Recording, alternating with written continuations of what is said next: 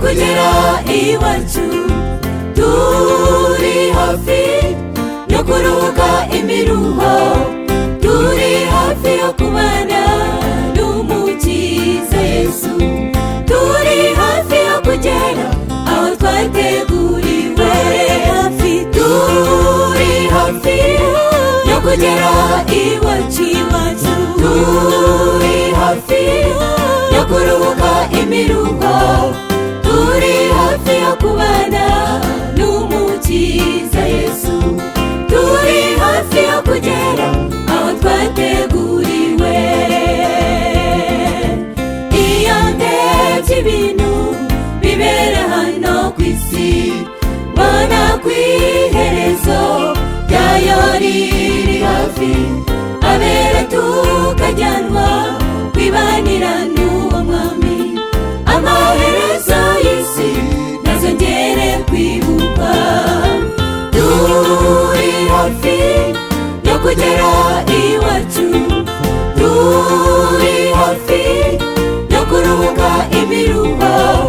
turi hafi yo kubana n'umukiza Yesu, turi hafi yo kugera aho twateguriwe, turi hafi yo kugera iwacu, turi hafi yo kuruhuka imiruho, turi hafi yo kubana n'umukiza Yesu, turi hafi yo kugera aho twateguriwe.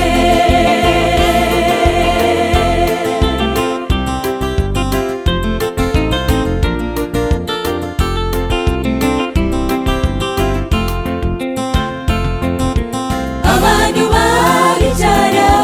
ngo barashakisha amahoro, barara badasinziriye bashakira amahoro y'isi, nyamara nta mahoro iyi si ishobora kubona, kuko Satani yaje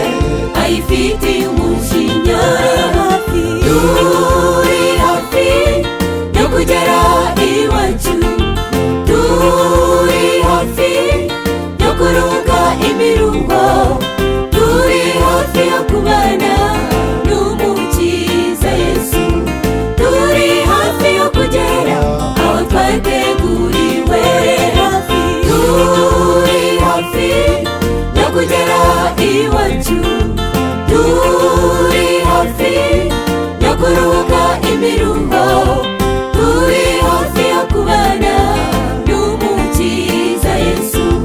turi hafi yo kugera aho twateguriwe.